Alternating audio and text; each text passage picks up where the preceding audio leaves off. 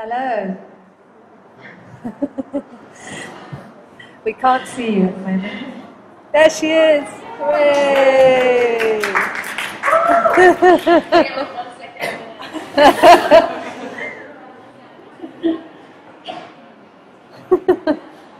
coming. She's coming. So just as a very brief introduction to Amy, this is Amy Franceschini from San Francisco. We're really delighted Amy can join us. It's 7 a.m. We're about 10 to 7 there, so be gentle. But Amy, we've had a great couple of hours talking about modes of public art commissioning. We're going to go into detail on slow space tomorrow. But what I wondered was whether or not we could start by asking you to just introduce how you came to work in Oslo and to focus specifically on Flatbread Society. Okay. So anyway, I can just get a zoom of who's there, so I have a little... A zoom, yeah. An idea of who I'm looking at. Hello. Hi. Do you see everyone waving? Yes. I was first looking in at the Skype window. How did I come to...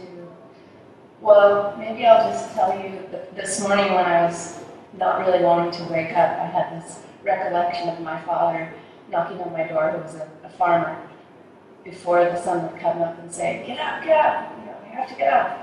And we would get up before dawn and go out to the farms and pass these wetlands in the California valleys, and we would stop and watch the sandhill cranes that were migrating there once a year get up and fly away into the day. So it helped me get up. And I think part of what brought me to Oslo originally was Claire, you kind of following my work that I did with Victory Gardens in San Francisco. I think we met at the Creative Time gathering where I did a short presentation of that work. And then you invited me to come to Oslo into this situation of slow spaces. And before really knowing what I was going to do, I asked to just visit this development. And then I had the opportunity to take a trip with a botanist, a Swedish botanist, up through Norway and over to the north of Sweden. On that trip, I happened upon a small village, in a fishing village in the north, where there was a community oven and a community kitchen. And we were really in the middle of nowhere, and there was one house in this meadow, and I said, what's going on in there? There's something going on in that building, let's go in there.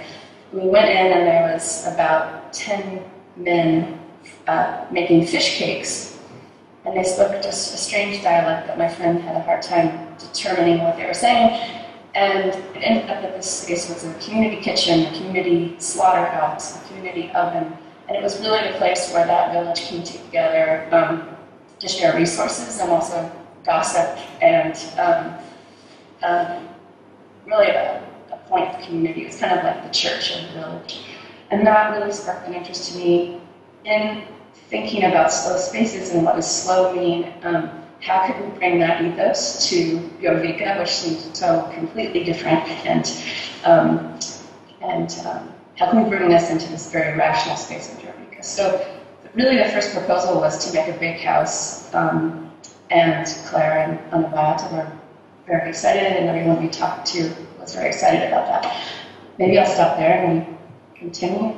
Claire, do you have another? Yeah, I think, what I was intrigued by, I think we've been talking here about how these works come into being, you know, and the kind of permissions or not to make them. And I think what's very unusual about Futurefarmers is the way in which there's a network of you across the world, and it's almost like you choose a group who's going to effectively come together to make a work unfold.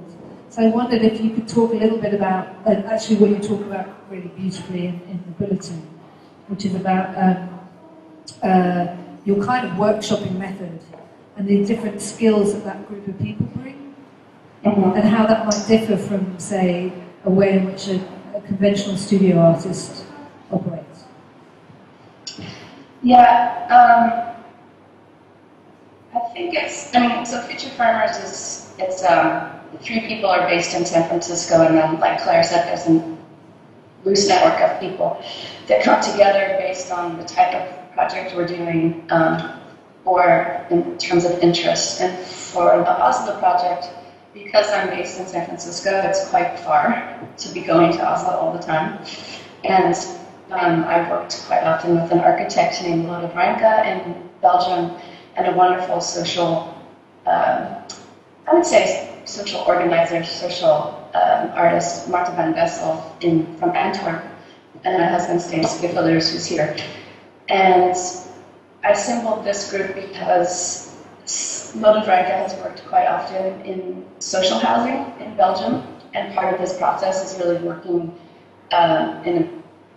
using a method of participatory design in the process, and working with the people who are going to live in these buildings or in these spaces before they inhabit them.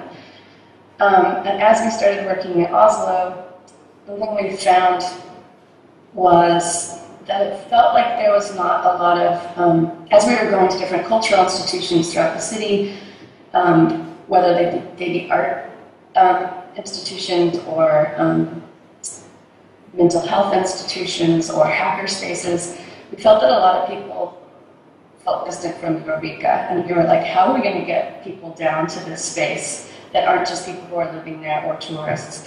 And Marta van Dessel is a great pollinator. She's really wonderful at going out at night and going to as many openings and events as she can, and trying to tie knots together between different communities. I'm also kind of good at that, but I don't have as much social energy as Martha. And I felt that it was very useful at this point to try to figure out, who we could work with in the city on this project that we were imagining. And what we felt was really important was to situate ourselves as soon as possible in Eureka to try to bring some of those people that we met in the city down to Eureka to co-imagine what we could do there. Is that? Yeah. Yeah. And I just need some feedback. I think it's strange. No, totally. We're all glued to your every word, don't worry. So I think what we were also interested in is how did it work then as that idea begins to unfold?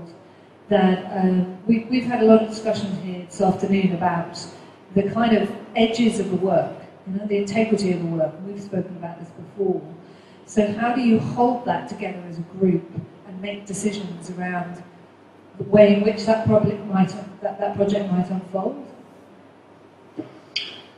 I think it's a fine dance, because I think what I've found in past projects is that the projects are almost already there. They just need propagation. And I think what we found is,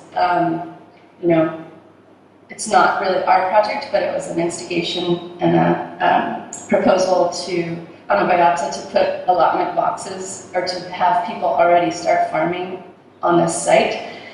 And I think what we saw from that was maybe the city didn't know there was an interest in farming, but as soon as these allotment plots were available, it became, quickly, sorry, my brain is not so quick right now. It became quickly apparent that farming was, highly desired by looking at how many people signed up for these allotment gardens. Right now we're finding that after the summer of this temporary bakehouse, we still have a lot of the people that we worked with that are communicating with us, and we've just seen how things have blossomed. Like beekeeping has blossomed, baking has blossomed, and I think it's kind of like our role was almost framing things that were already happening or highlighting them. And within that situation, what is the potential for agitation?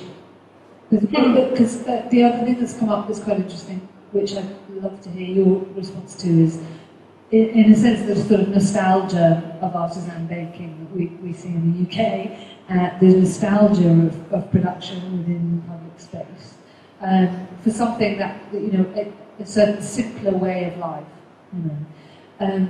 But what struck me about, for instance, the seed action was it was absolutely felt like a sort of activist moment of political agitation against GM crops. Yeah, so it seems to me that the work has this kind of potential for political agitation, even though it appeals to a nostalgia for a kind of simpler life in which you bake bread and get your hands dirty. Yeah, I mean, I think the root of the agitation for me is, I mean, the project has taken a turn right now, as I don't know how many of you know, but it's in a situation where it's shifting, and I think it's in a positive place where we're not only doing the bakehouse, but potentially more working with the way the land is used around the bakehouse, which hopefully will be food production. And I think within the situation of this very rational architecture and this fast-paced space, the thing for me is that what will happen there will counter the very rational and calculating treatment of natural resources that industrial agriculture has. And that's something that's very dear to me, is thinking about how we're connected to this, you know, very rational practice, but we're so alienated from it, and to bring this a different type of agriculture into the city center. You know, it seems like it's an agitation that's not really in your face, but it's embedded in the practice and the design of the space. Do you think that the fact that this is more of devil's advocate, that do you think the fact it's not in your face gives it longevity? Yeah, and I think it gives it an openness to a wider range of people. Like a lot of people ask if we're activists, and I've been involved in activism, but I don't identify as an activist. I like to say that, actually this summer we said we're actionists. But I feel like what's important to us is that the space and that our work is open to a wide group of people. And I think also methodologies of activism vary so much. Like, I was so enlightened by that anti-GMO action in Norway, because in America, if there's a demonstration, there's like protest placards and yelling and chants, and there's a lot of like external energy. And in Oslo, the demonstration was quiet. And there was something so powerful about just people being present and being quiet in one place that I think kind of mirrors what I'm saying about the humbleness of the space can have as much of that agitation that you're talking about, I think. And can you, so that we can kind of root the project for people here, could you give me a sense of some of the moments for you over the last summer, when we were testing out the bakehouse? Describe some of the encounters that you had, because you were there for a long period of time, 5 weeks, yeah? Over which time there were a series of different kinds of encounters. And I've touched briefly this afternoon on some of the problems, you know, for us in terms of the questioning of how we could maintain integrity over a long period of time. But it would be really helpful to just capture, for you, some of those moments.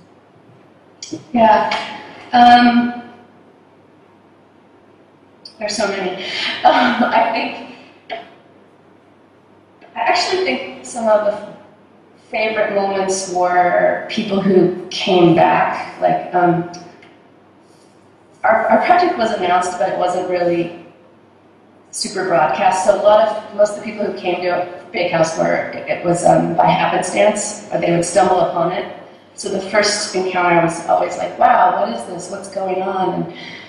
And, so I think that first encounter of people not knowing what was going on was always really exciting, because then you could invite them in, and many times people would stay and we would engage them in baking or a conversation about what we were doing.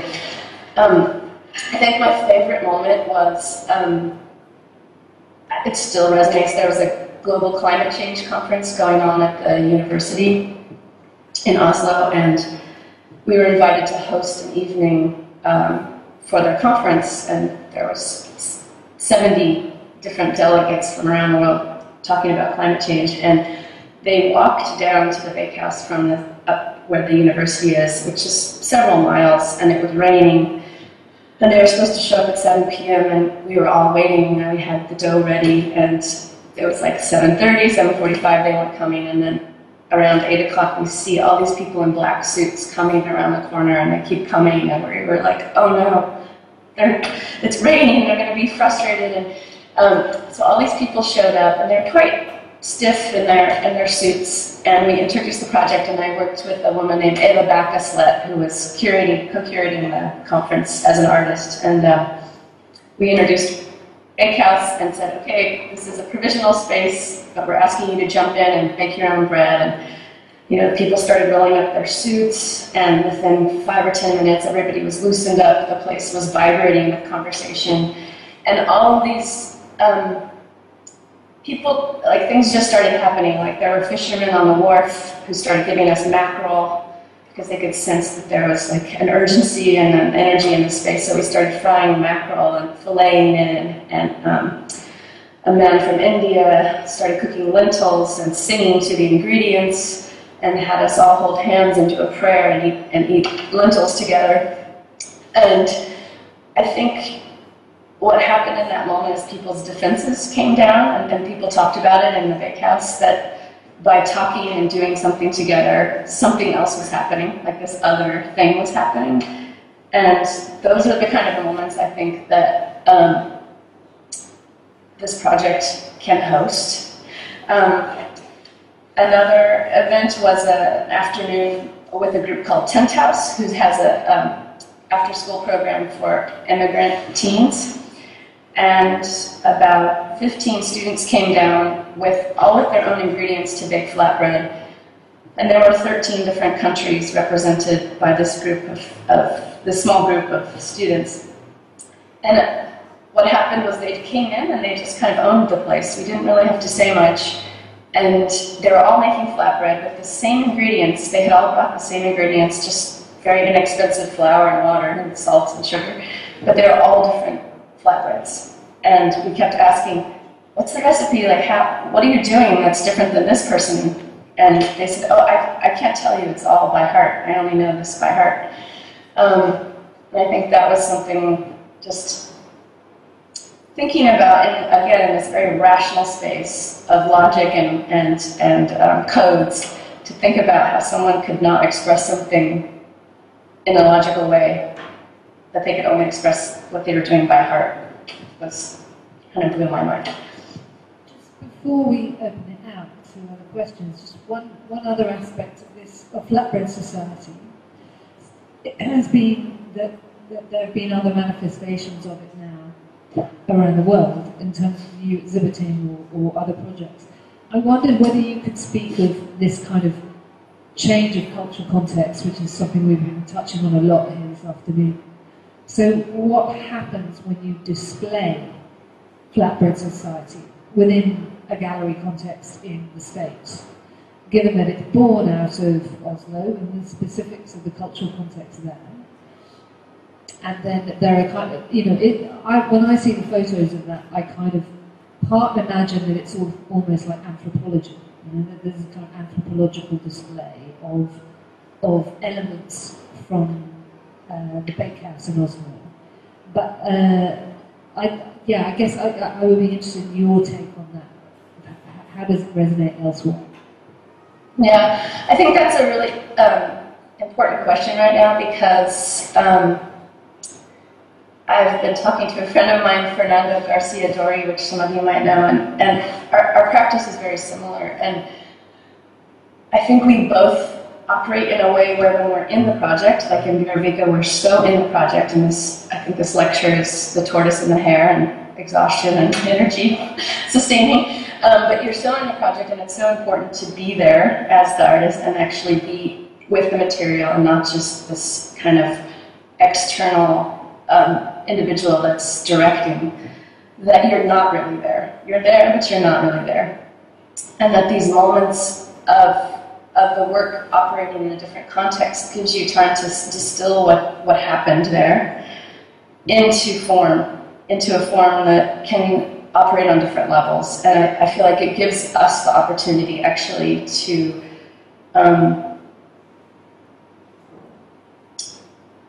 create a constellation of sculptures, of video, and a story that's holding the whole thing together. Because Flatbread Society has now had several iterations, and you know, the common thread that holds it together for me is really our long human relationship with grains and all that's embedded in that in terms of mythology, ritual, economy. For instance, at the end of this year, we're doing a project in Michigan where we are recreating the Chicago Board of Trade grain pit. So there's an octagonal-shaped grain pit in Chicago where people stand on it every day and they trade grain futures. That's going to be taken down in September and will no longer be used. What's it called, the grain pit? What is the grain pit? Yeah. So it's a pit. It's just it's an architectural. It's like 3 steps in the shape of an octagon. That's very big, so 70 people can stand in it. And it was where they used to throw grain into and step on it and taste it and determine the value of the grain for that day. Now they just stand in there and do open outcry, which is, it's a trading floor. But the human trading is going to become extinct in September and it'll all be electronic. So we're rebuilding that grain pit in Michigan and hosting public symposium in that grain pit. The boat oven and the telescope rolling pin have been shown in 2 different locations, and we see the sculptures as almost as pollinators for the project in Oslo, because they're ways that we can instigate a conversation around the project, but then also sort of a meta conversation about what Flatbread Society can be, or what it, you know, all the different permutations it can be. We've also done street theater in San Francisco. Yeah, I think I'll stop there. Thank you. Okay. Any questions for Amy or thoughts? Yeah.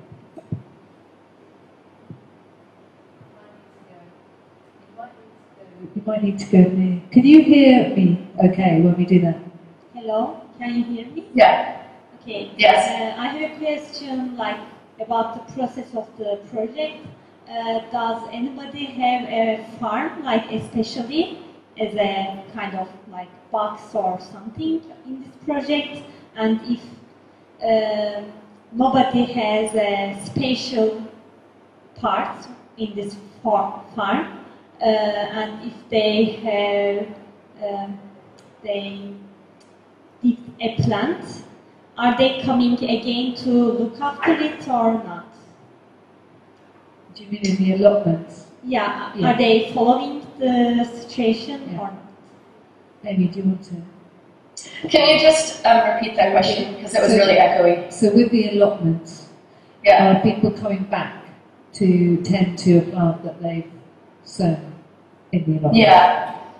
Yeah, I mean, I think Anabayata could speak better to that, because you're there on a daily basis. But while we were there this summer, yes, definitely people are coming back, and people are also joining together their boxes. They're coming up with systems of watering, which I think is beautiful, where they have a system of flags. If they're not going to be around, they put a red flag in their box, and other people will water for them. But I think, yeah, definitely people are coming back to farm.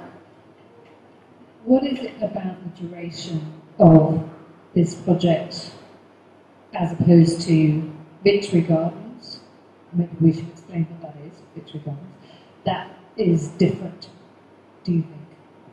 So Victory Gardens, can you just give a quick description of that? Yeah, Victory Gardens was a project that was initiated through the myself and the San Francisco Museum of Modern Art in 2006 to 2008.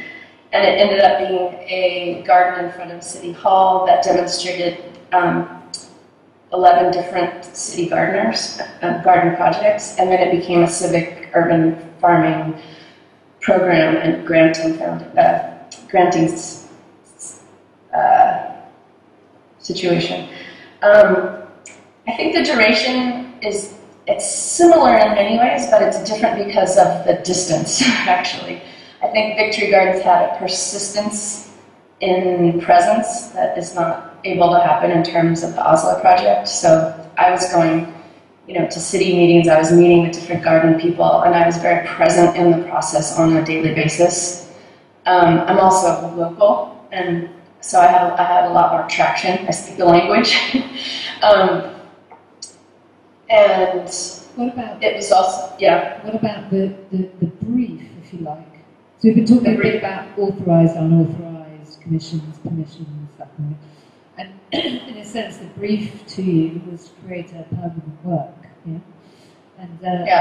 And therefore, that question of what permanence is, of what the legacy of this project is slightly different, isn't it, than Victoria Gardens?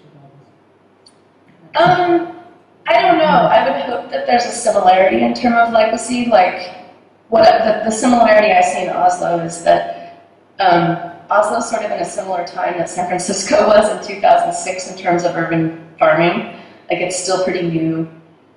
And that's a little strange because in the US it's really taken hold and proliferated.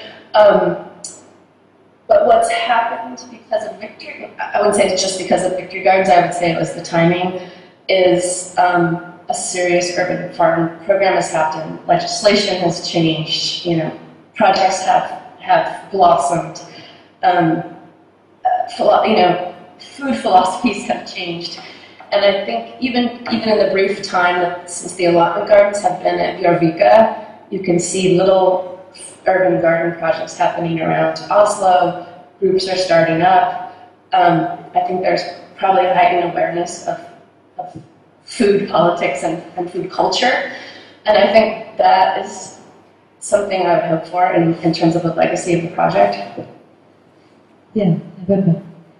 I wanted to ask something you kind of started answering, but I'm kind of interested in these long-term sort of living public or community projects. I mean, how do you follow them when they're kind of completed in the sense that you leave? And how is your attachment to them? I mean, how much thought do you give them after 3, 4, 5, 6 years? Do you go back? Also in terms of the person that asked for the commission, how is their relationship with you in 5, 6 years? Do they still email and phone you? I mean, in terms of Victory Gardens, I'm still part of it. At least I feel like I'm connected to it monthly. Because out of that project, a really strong community of friends and collaborators emerged. It's taken on such a dispersed presence that it's almost invisible. Like it's the funding structure that was created supports so many projects now that I don't go visit all of them, but I do frequent some of them quite often.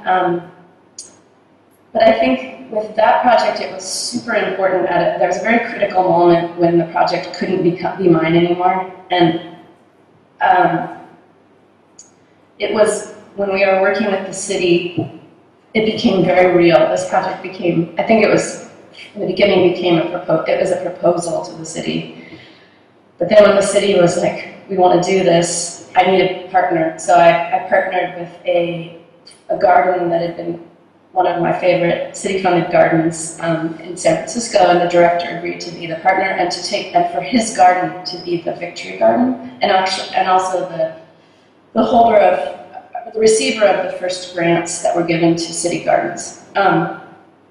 Also, the project needed to be Victory Gardens and not Amy Franceschini's art project, because this project happened in in World War I and World War II, and part of its success was that it wasn't anybody's project, it was everyone's. So everyone had a victory garden, and it's a whole other story because there was a nationalistic bent behind it. But if you talk to people in their 60s or older, they say, oh, we had a victory garden. And so it's very important to express it as a civic project and not as an art project per se, but that had its roots as an art project was important. Is there a moment, though, I think we've touched on it earlier today, and certainly Alex Hartley with Nowhere Island felt this. I think probably you less so because you have a different kind of working method, slightly more generous. But is there a moment at which you feel like you're losing control? And what if Victory Gardens ends up looking like a complete shambles, and therefore it's associated with Amy Franceschini? Are there moments at which you consciously let go, but then what happens when people are associating you with the project as it is unfolding? So how do you deal with that as an artist?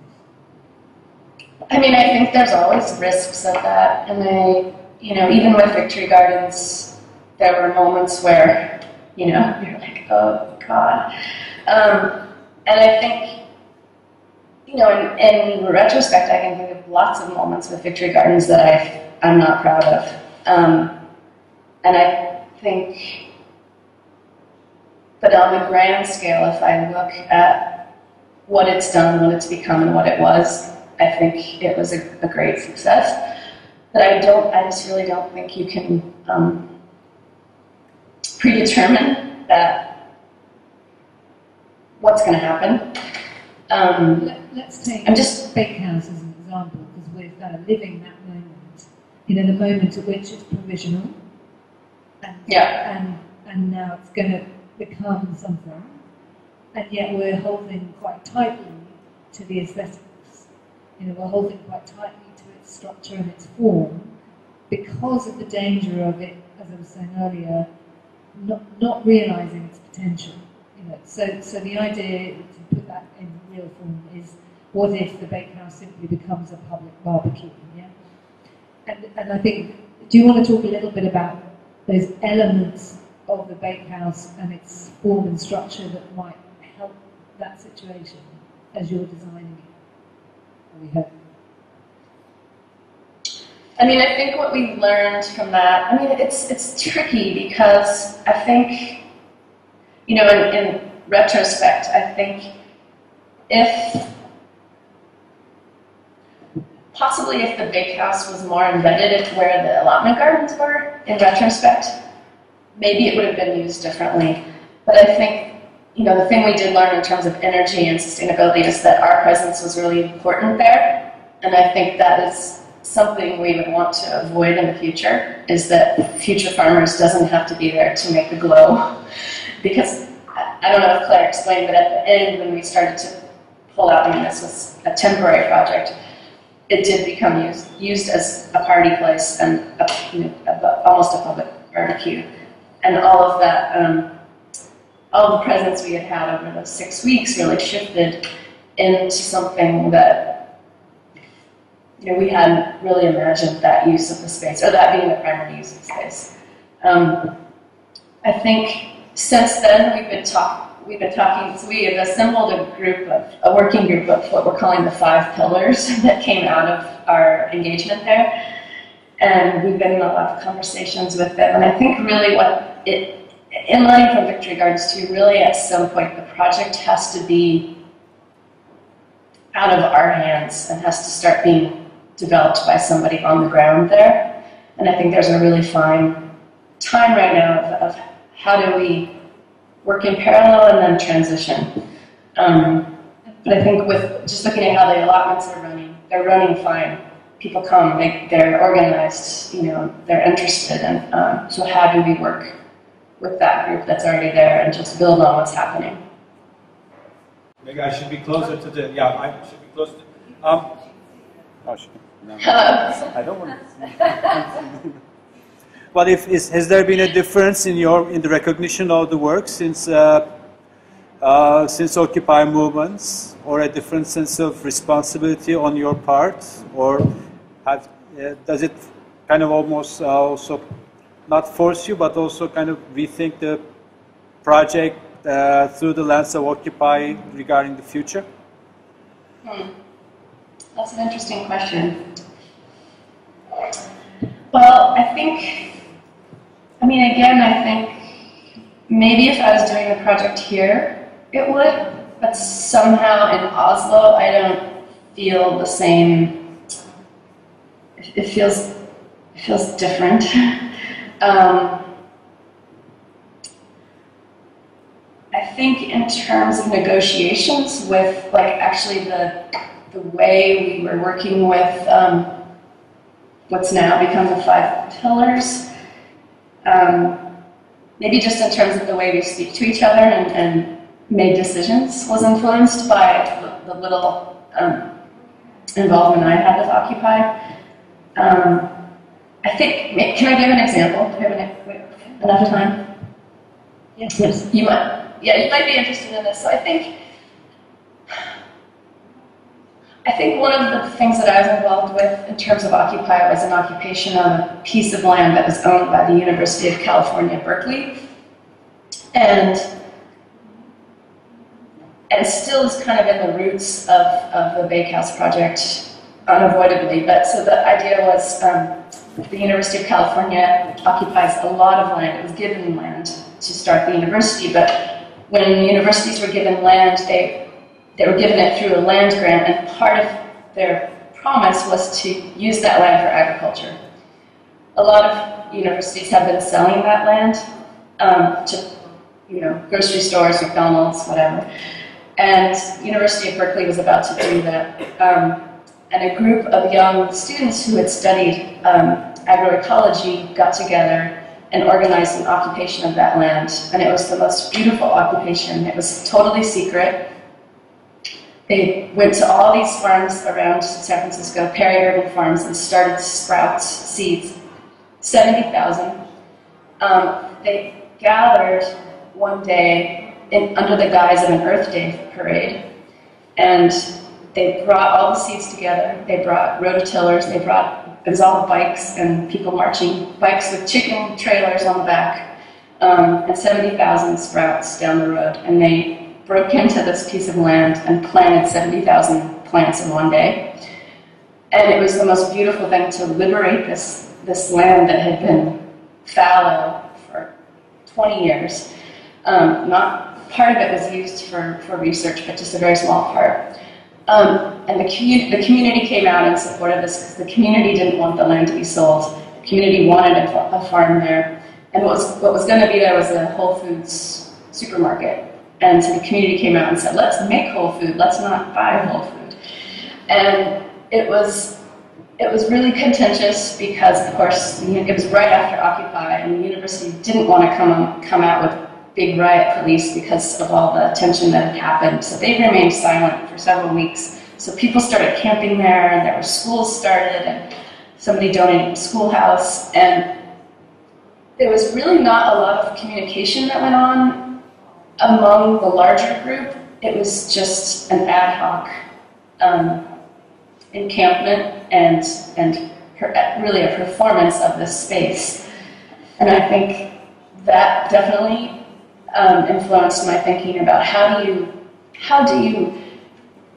occupy a space but not overplan it? How do you let people arrive and take part and express themselves within this place? And I think it goes back to your question, Claire. It's like, well, when do you lose control, and what's that fine line between letting something emerge and predetermination? And I think the differences with occupation is there's an agenda behind everyone's engagement, and a pretty particular agenda. And I think in Eurovika we want that agenda to be a little bit more open. I guess that brings me back to a question about that I think would be really interesting to hear your view on, which is that public art programs and sites of regeneration are often seen as being the lipstick on the gorilla. So a kind of way of of washing away the capitalism of the development. In our conversation in the bulletin, you talk about how if something similar to Pierre Vico was going on in San Francisco, you might find it really hard to actually be creating a project there because of your own relationship to it. So how would you defend Flatbread Society against the charge that it's lipstick on the gorilla?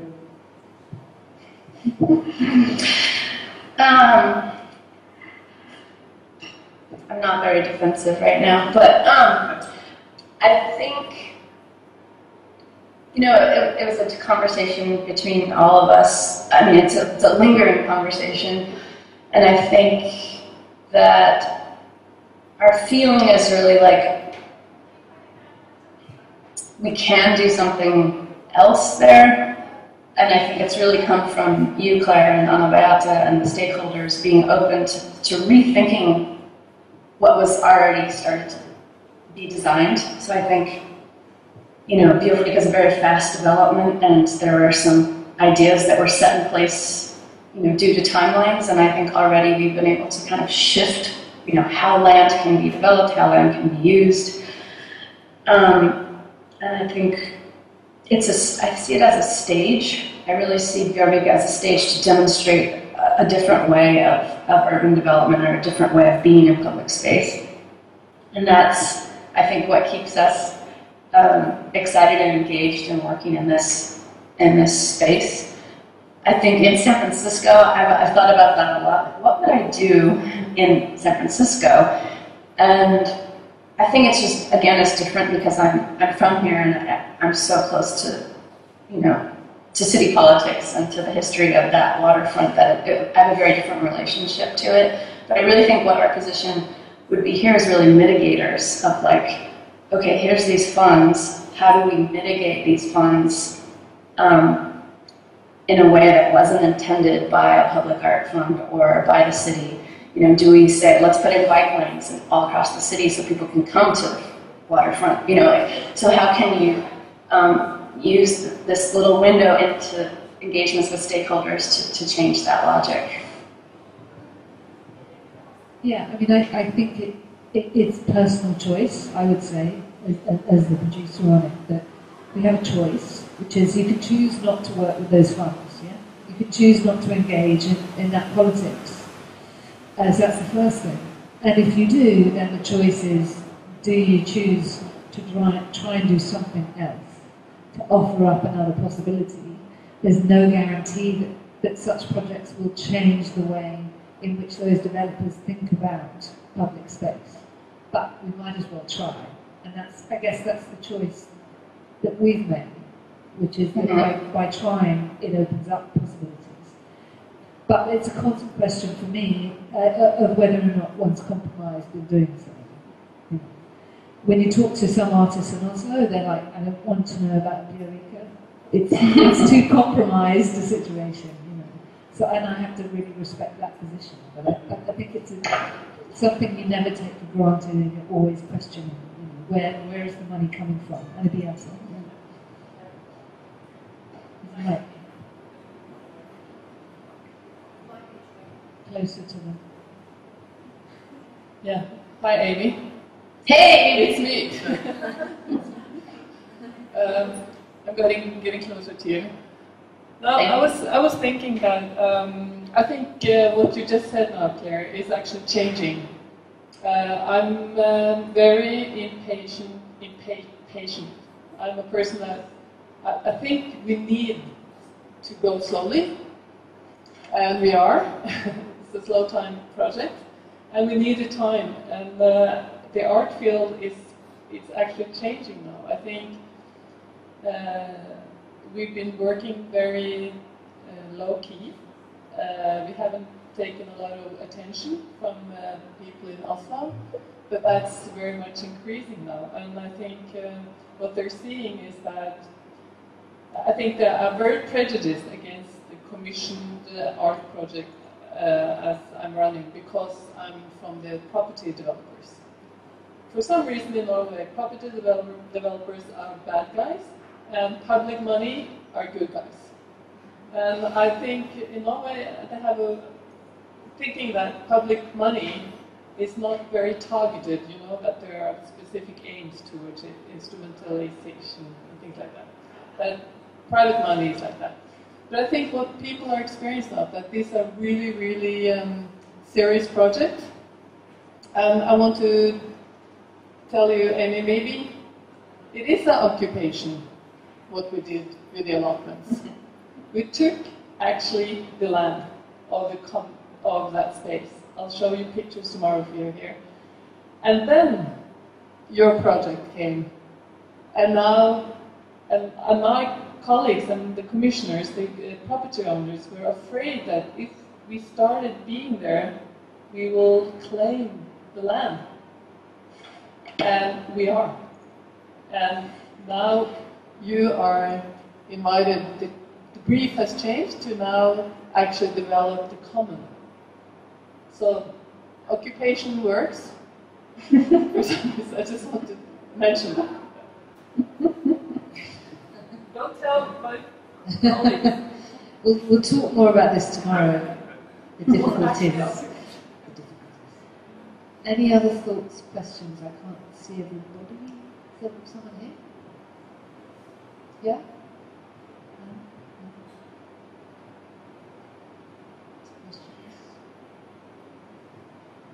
Okay. Yeah, Amy, we're going to liberate you to your bed. Thank you so much for joining us. It's really special to have your voice in this, so thank you so much. And get well.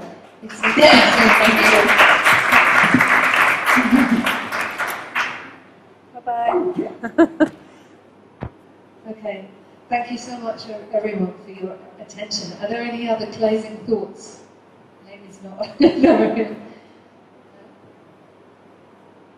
Vasif, do you want to close up? Should I do it? Okay. So thank you so much for all of your contributions. It's been a really, really great afternoon. We're going to come back here at 2 o'clock tomorrow, when we'll be hearing from Anna Beata about her journey as being a commissioner and all of the conversations and the smuggling that we have to do.